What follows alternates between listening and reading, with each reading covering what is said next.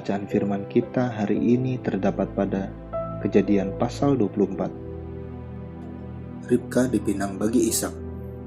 Adapun Abraham telah tua dan lanjut umurnya, serta diberkati Tuhan dalam segala hal.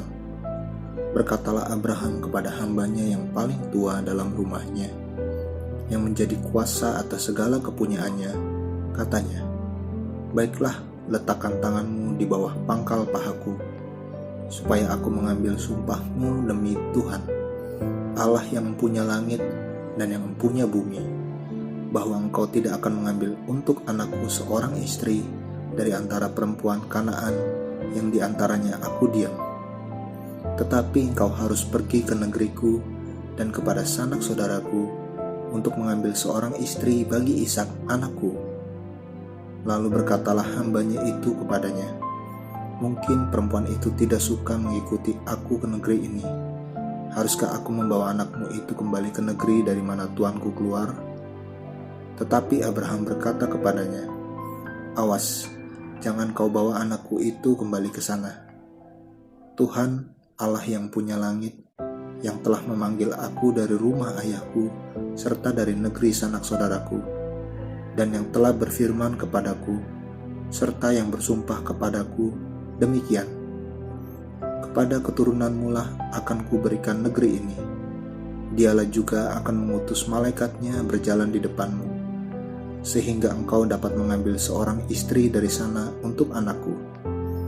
Tetapi jika perempuan itu tidak mau mengikuti engkau, maka lepaslah engkau dari sumpahmu kepadaku ini. Hanya saja, janganlah anakku itu kau bawa kembali ke sana." Lalu hamba itu meletakkan tangannya di bawah pangkal paha Abraham, tuannya, dan bersumpah kepadanya tentang hal itu. Kemudian hamba itu mengambil 10 ekor dari unta tuannya, dan pergi dengan membawa berbagai-bagai barang berharga kepunyaan tuannya. Demikianlah ia berangkat menuju Aram, Mesopotamia, ke kota Nahor.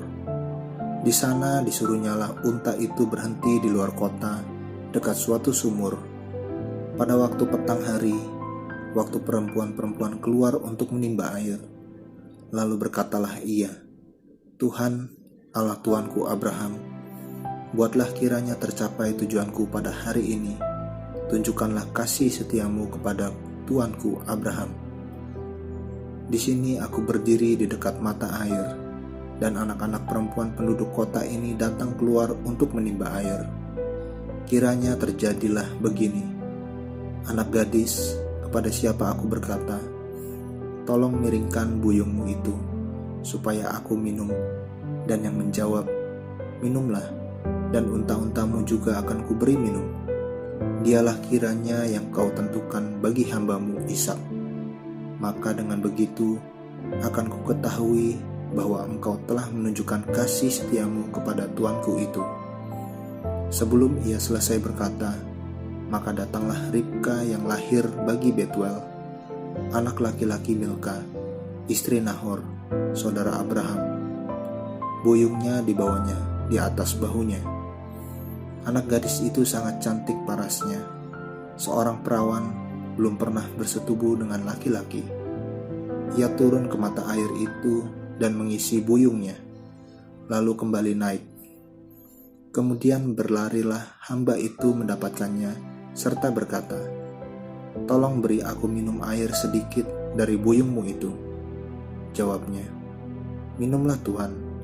Maka segeralah diturunkannya buyungnya itu ke tangannya, serta diberinya dia minum. Setelah ia selesai memberi hamba itu minum, berkatalah ia, "Baiklah, untuk unta-untamu juga kutimba air, sampai semuanya puas minum."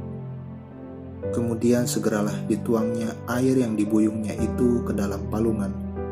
Lalu berlarilah ia sekali lagi ke sumur untuk menimba air, dan ditimbanyalah untuk semua unta orang itu.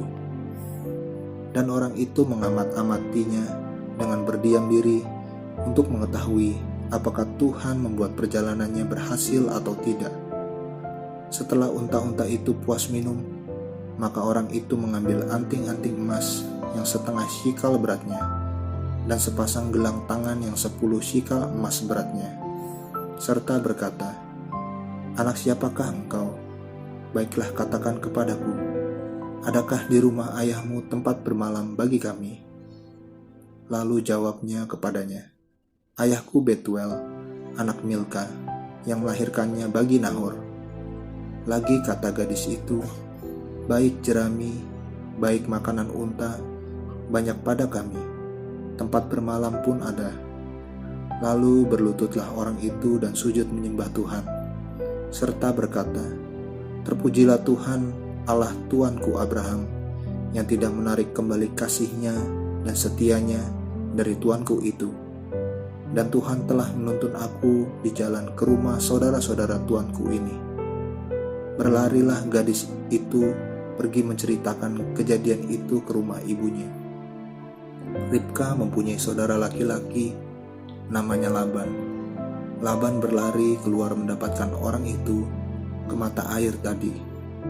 Sesudah dilihatnya anting-anting itu dan gelang pada tangan saudaranya, dan sesudah didengarnya perkataan Ribka, saudaranya, yang bunyinya, "Begitulah dikatakan orang itu kepadaku," ia mendapatkan orang itu yang masih berdiri di samping unta-untanya di dekat mata air itu, dan berkata, "Marilah engkau yang diberkati Tuhan, mengapa engkau berdiri di luar, padahal telah kusediakan rumah bagimu, dan juga tempat untuk unta-untamu." Masuklah orang itu ke dalam rumah, ditanggalkanlah pelana unta-unta, diberikan jerami dan makanan kepada unta-unta itu, lalu dibawa air pembasuh kaki untuk orang itu dan orang-orang yang bersama-sama dengan dia.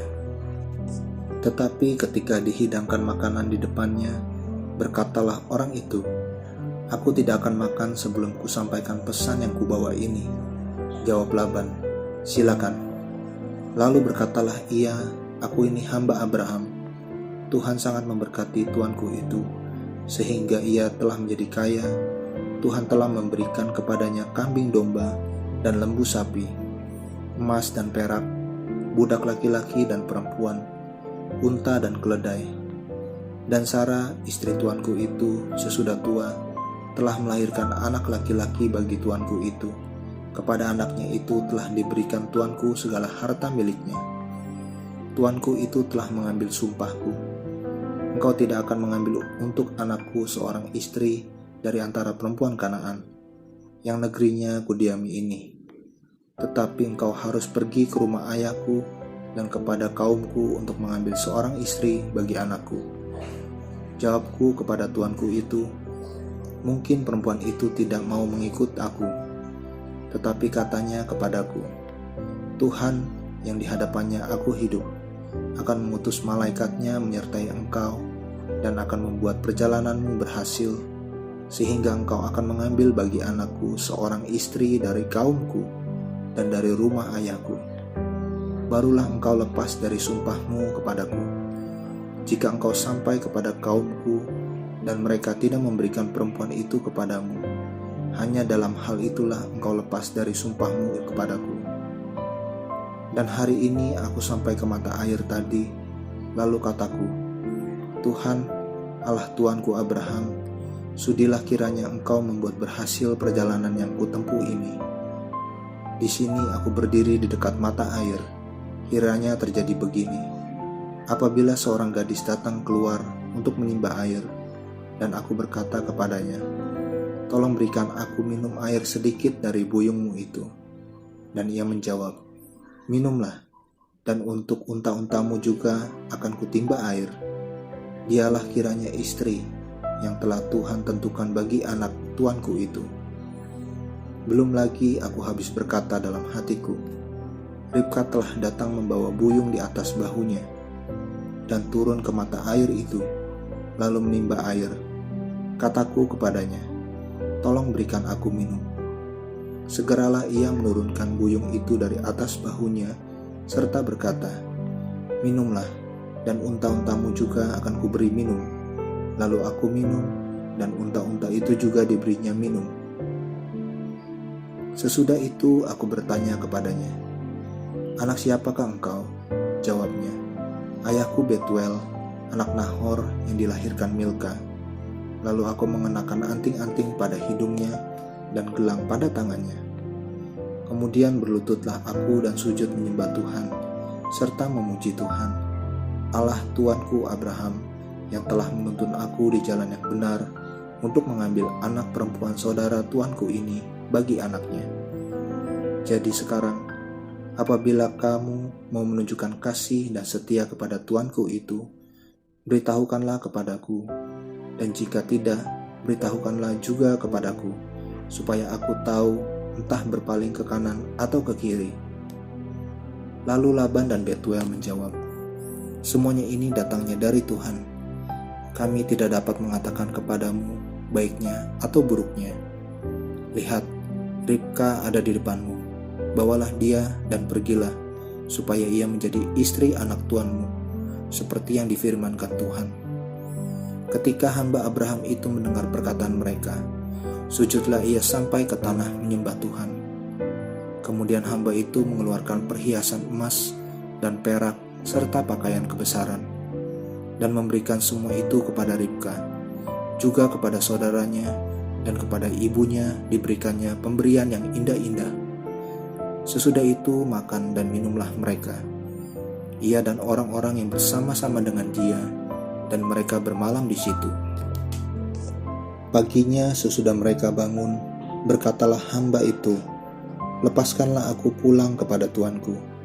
Tetapi saudara Ribka berkata, serta ibunya juga, biarkanlah anak gadis itu tinggal pada kami barang 10 hari lagi, kemudian bolehlah engkau pergi.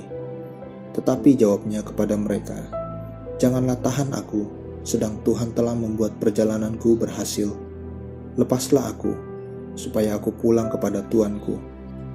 Kata mereka, baiklah kita panggil anak gadis itu dan menanyakan kepadanya sendiri.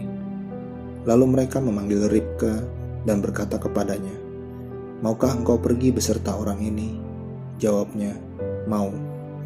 Maka Ribka, saudara mereka itu, dan inang pengasuhnya beserta hamba Abraham dan orang-orangnya dibiarkan mereka pergi. Dan mereka memberkati Ribka, kata mereka kepadanya, saudara kami, moga-moga engkau menjadi beribu-ribu laksa, dan moga-moga keturunanmu menduduki kota-kota musuhnya. Lalu berkemaslah Ribka beserta hamba-hambanya perempuan, dan mereka naik unta mengikuti orang itu. Demikianlah hamba itu membawa Ribka, lalu berjalan pulang. Adapun Ishak telah datang dari arah sumur Lahai, Roy. Ia tinggal di tanah Negeb. Menjelang senja, Ishak sedang keluar untuk berjalan-jalan di padang. Ia melayangkan pandangnya, maka dilihatnyalah ada unta-unta datang. Ribka juga melayangkan pandangnya, dan ketika dilihatnya Ishak, turunlah ia dari untanya. Katanya kepada hamba itu, siapakah laki-laki itu yang berjalan di padang ke arah kita? Jawab hamba itu, dialah tuanku itu. Lalu Ribka mengambil telekungnya, dan bertelekunglah ia. Kemudian hamba itu menceritakan kepada Ishak segala yang dilakukannya. Lalu Ishak membawa Ribka ke dalam kemah Sarah, ibunya, dan mengambil dia menjadi istrinya. Ishak mencintainya, dan demikian ia dihiburkan setelah ibunya meninggal. Amin. Terus baca firman-Nya, renungkan dan lakukan dalam kehidupan kita. Tuhan Yesus memberkati.